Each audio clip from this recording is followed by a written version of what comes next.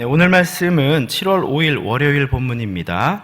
역대하 32장 16절부터 23절까지의 말씀입니다.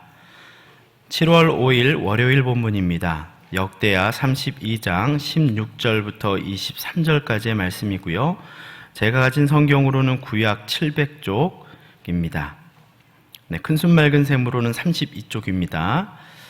저희가 한 절씩 교독하시고 마지막 절은 함께 읽도록 하겠습니다. 제가 먼저 읽겠습니다.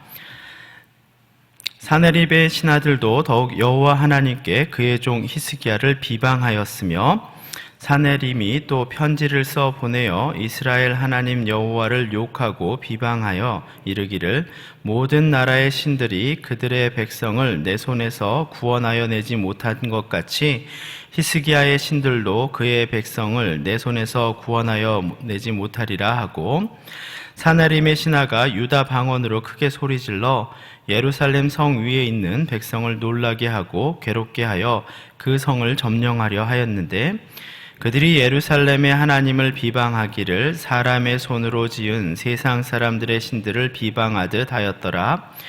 이러므로 히스기야 왕이 아모스의 아들 선지자 이사야와 더불어 하늘을 향하여 부르짖어 기도하였더니 여호와께서 한 천사를 보내어 아수르 왕의 진영에서 모든 큰 용사와 대장과 지휘관들을 멸하신지라.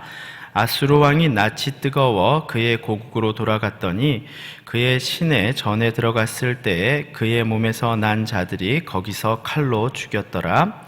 이와 같이 여호와께서 히스기야와 예루살렘 주민을 아수르 왕 사네립의 손과 모든 적국의 손에서 구원하여 내사 사면으로 보호하심에 여러 사람이 예물을 가지고 예루살렘에 와서 여호와께 드리고 또 보물을 유다 왕 히스기야에게 드린지라. 이후부터 히스기야가 모든 나라의 눈에 존귀하게 되었더라. 아멘. 네, 여호와께서 구원하여 내사 보호하심에라는 제목으로 함께 말씀 나누도록 하겠습니다. 어제 본문을 통해서 히스기야 왕이 다스리는 이스라엘 왕국은 히스기야의 종교개혁으로 마침내 하나님에게 온전히 돌아온 모습을 우리는 보게 됩니다. 그가 이스라엘 백성을 위해서 한 것들이 무엇이었습니까? 먼저 유다 지역에 퍼진 산당을 없애는 것이었습니다.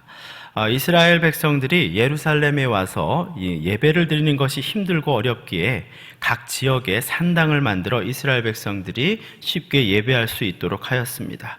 그런데 결국은 그 산당이 이방신을 섬기는 곳이 되어버렸습니다. 그들의 편의를 위해서 세운 곳이 도리어 그들의 믿음을 혼탁하게 하는 것이 되어버렸다라는 것입니다. 히스기야는 그것을 알고 산당을 없애 이방신들에게 예배하고 제사하는 것을 금지시켰습니다. 두 번째로 그는 놋뱀을 제거하였습니다. 이 놋뱀은 출애굽 당시에 불뱀에 물려 죽어가는 백성을 구하기 위해서 이 하나님께서 모세에게 만들게 하신 것입니다.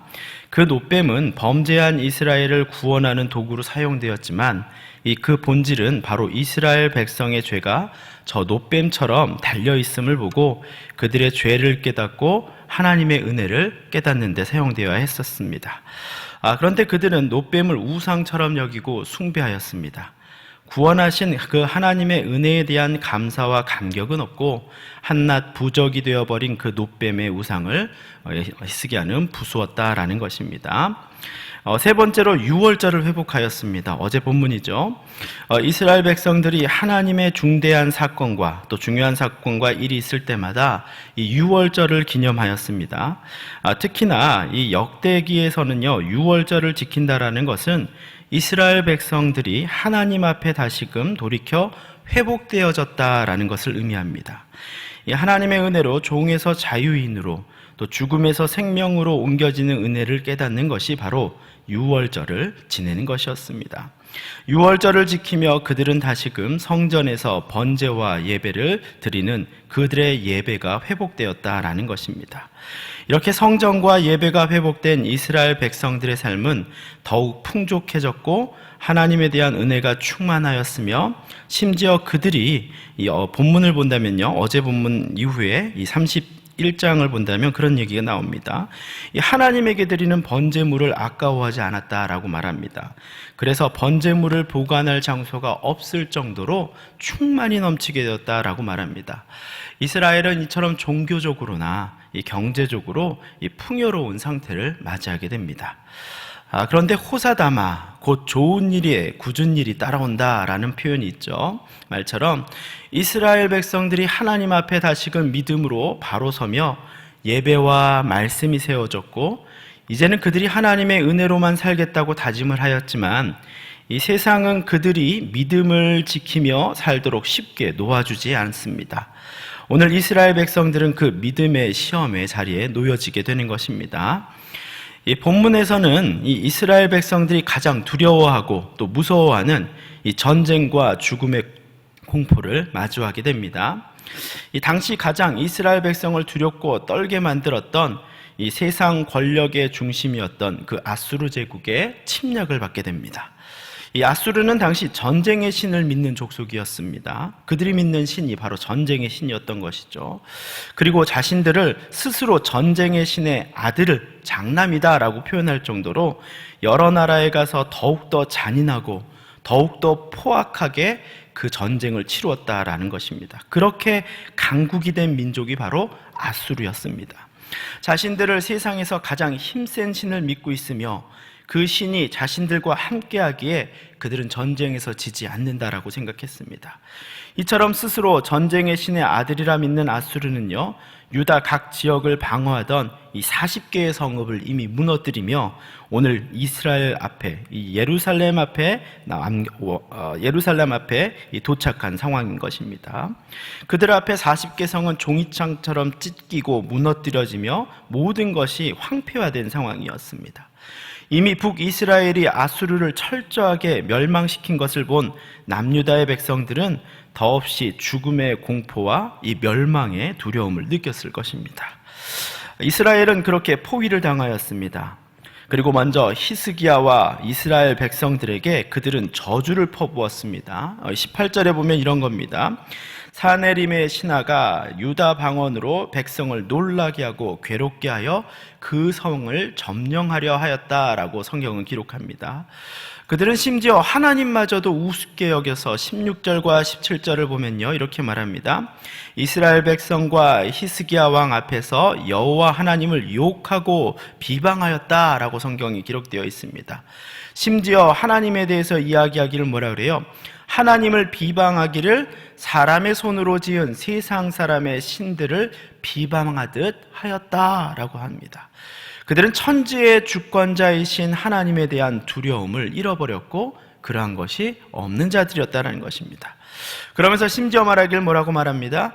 너희 하나님은 다른 여타 나라의 나약한 신들처럼 너희를 구원하지 못할 것이다. 이 구약에서는 전쟁에 대해서 표현하기를 신들과의 전쟁이라고 생각을 했어요. 우리의 신이 더 강하면 저들을 이긴다라고 생각했다는 거예요. 지금 이 아수르는 뭐예요? 하나님을 경멸하면서 하나님을 인간이 만든 나약한 신으로 여기며 그 신을 내가 이길 수 있다라고 선포하고 있다라는 것이죠. 그런 아수르의 비방을 들은 히스기야 왕은요, 오늘 이사야 선지자와 함께 성전에 올라가 기도합니다. 이 열왕기서에서는요, 어떻게 기록하냐면 옷을 찢고 베옷을 입고 금식하며 기도하였다라고 말합니다. 이 땅의 진정한 주인이신 하나님이 능욕을 받고 이제는 하나님의 능력을 구하는 기도를 드리는 그 교만을 극에 달한 이 아수르를 놓고 기도하기 시작했다는 겁니다. 그 자리에서 하나님은 천사를 보내셔서 그들의 아수르 병사가 모두 죽임을 당하는 이 놀라운 일을 일으키시게 됩니다. 이 겨우 목숨을 부지한 사네림은요, 자신의 나라로 돌아갔지만 자신이 믿는 신 앞에서 자신의 아들에 의해서 죽임을 당하게 됩니다. 사네림이 믿던 그 신의 신전에서 그는 어떠한 보호와 도움도 받지 못한 채 비참한 죽음을 맞게 된 것입니다. 사네림의 공격에 오직 믿음으로 반응하며 하나님의 은혜를 구했던 이스라엘 백성은 이처럼 하나님이 구원하여 내시고 보호하시는 백성임을 다시금 열국과 세상 앞에 한 것입니다. 23절에 보니까 여러 사람들이 예물을 가지고 예루살렘으로 와서 여호와께 드리고 하나님이 믿음으로 행한 히스기야를 또한 존귀하게 세웠다라고 기록되어 있습니다. 이처럼 히스기야와 이스라엘 백성에게 주어진 믿음의 시련이 도리어 하나님의 영광을 드러내고 믿음으로 순종한 자들이 더 높임을 받는 결과를 만든 것입니다. 우리는 가끔 성공한 사람이나 이 사건에 대해서 볼 때 그들이 성공을 이루기 위해서 얼마나 많은 노력과 또 실패 그리고 시련을 겪었는지에 대해서는 간과하는 경우가 많습니다.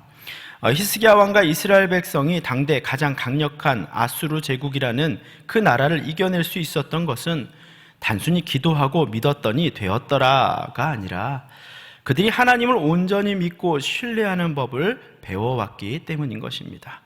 여러분, 오늘 설교의 앞부분에 말씀드렸듯이 성전을 세우고 예배를 세우려는 그들의 철저한 노력과 그 과정이 그들에게 있었다라는 것입니다.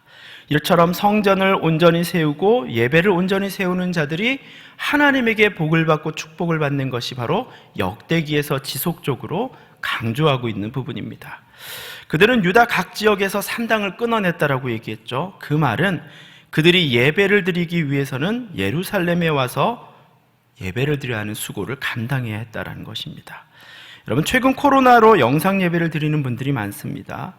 그러나 성도님의 안전을 위해 영상이라는 도구를 사용하지만 그것이 단순히 편하다는 이유와 시간의 문제로 합리화되어서는 안 될 것입니다. 주일을 온전히 예배로 거룩하게 드려야 할 것은 모든 성도들이 가진 본분이기 때문입니다.